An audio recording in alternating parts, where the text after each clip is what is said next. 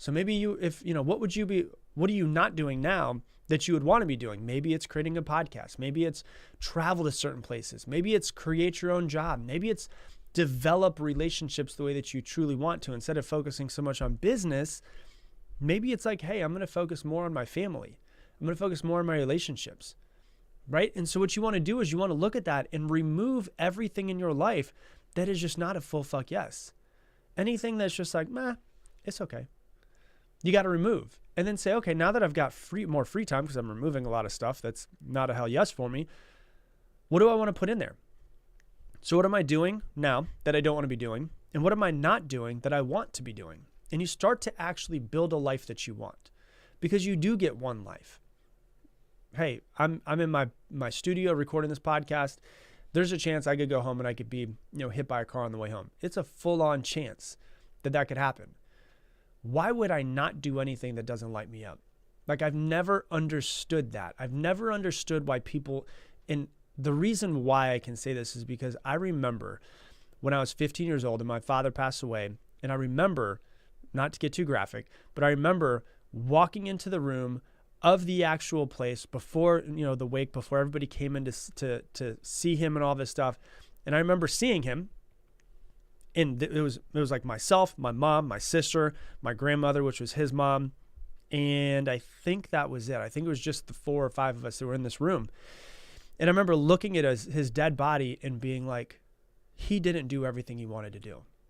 My dad was a dreamer. He was a person who, he passed away when he was 49 years old. He was a dreamer. He wanted to do things. He talked about how he wanted to do things, but he didn't. And nothing against him, but I remember looking at him and being like, that's not going to be my life. Like, I will not get to the end and not, I want my last breath to be like, oh man, you fucking did it. Like, you made this life amazing. Like, that's what I want my last breath to be like, not regret. So I remember being there and looking at his body and being like, that won't be me. I won't get to the end of my life and wish that I would have done more. I won't get to the end of my life and wish I would have done something different. Like, I'm going to fucking live this one fully.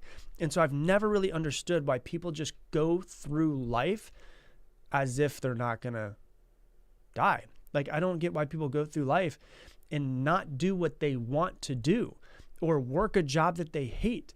Like, I understand if you hate your job and you're paying the bills for your family, you've got to pay the bills, but you don't have to be there forever.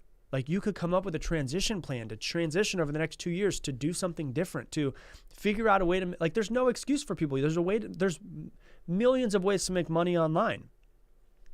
Figure it out. Do what you want to do. We live in the best time to be alive. Like, you can make money and travel the world and be with your family and spend more time with your spouse and more time with your children and all of that. But it takes your time and attention to create that life. And so what I really want to wake you up to is, if this was the last year of your life and you knew it was going to be ending December 31st, 2023, what would you do differently? That's what I want you to do and create that form of life. That's how I'm going to live my life over this year. That's how I want you to live your life this year as well. So that's what I got for you for today's episode. If you love this episode, please share it on your Instagram stories and tag me in it.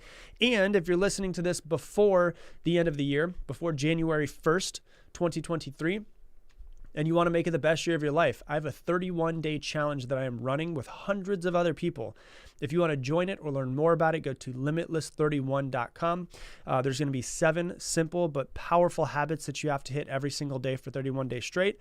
I'm going to be giving you live daily coaching inside of a private group where you can ask me questions and we can dive in and really create the best month that we possibly can to help you create the best year and get a lot of momentum. I'm going to be giving you guided meditation audios.